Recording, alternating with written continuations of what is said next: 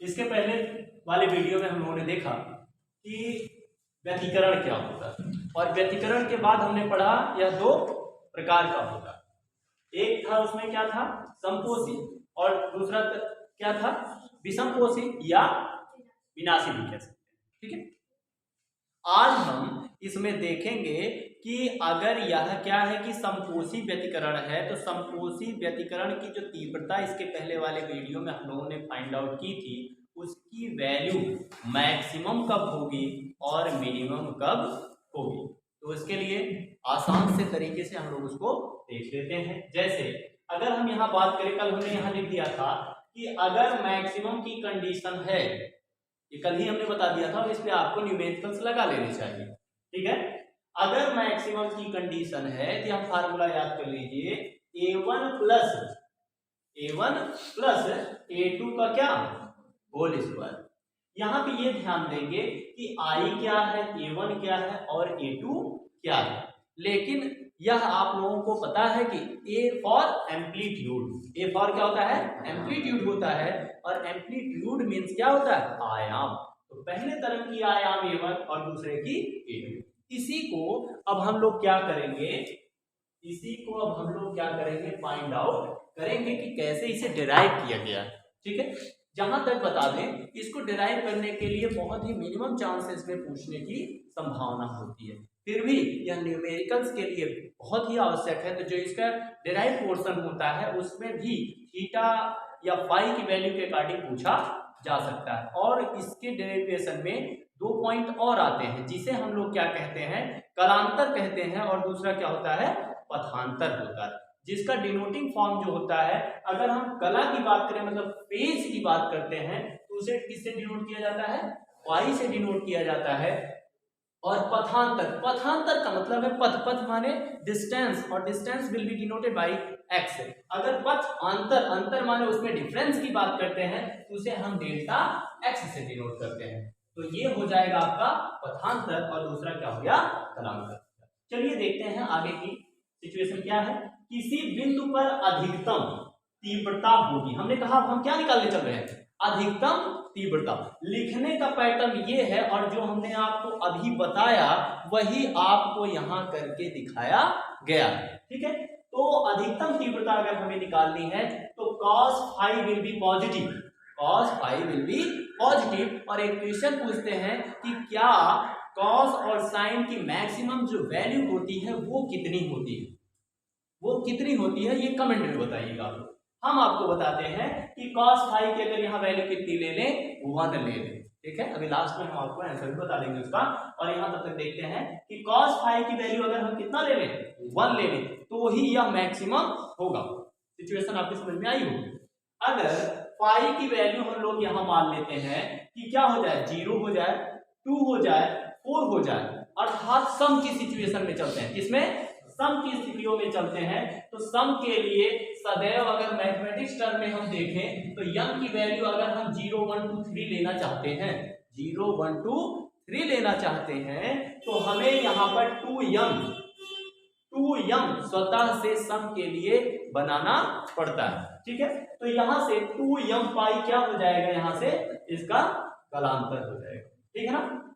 पथांतर की बात करते हैं तो पथांतर में एक कांस्टेंट आ जाता है, क्योंकि जो पथांतर है वह कलांतर के प्रोपोर्शनल होता है।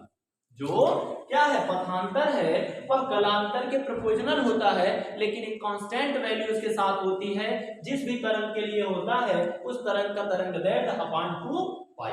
ठीक है, तो इस तरीके से इसे हम डिनोट करते हैं। तो यहां से अगर हमारा कलांतर 2m पाई आ गया है तो हम 2m पाई को कहां रख देंगे, कलांतर की जगह पे पुट कर देंगे, जहां से देखेंगे कि 2 से 2 कैंसिल हो जाएगा और पाई से पाई कैंसिल हो जाएगा, तो लैम्डा और यम बचेगा, जिसे हम m लैम्डा डिनोट कर सकते हैं। रेस्पॉन्स। अब यहां से देखा जाए कि अगर डेल्टा x की वैल्यू 0 लैम्डा 2 लैम्डा कैसे आ जाएगी, देखिए डेल्टा x की यहां वैल्यू आई, यम की वैल्यू हमने कितनी मानी है, 0 1 2 3, तो यहां हम यम की वैल्यू पुट कितना करेंगे, एक बार 0 रखेंगे, एक बार 1 रखेंगे, एक बार 2 रखेंगे, तो ये बनेगा कितना, m का मान 0 रखोगे तो ये 0, नेक्स्ट टर्म में m का मान 1 रखोगे रखोगे तो lambda, again 2 lambda and so on position लेता चला जाएगा।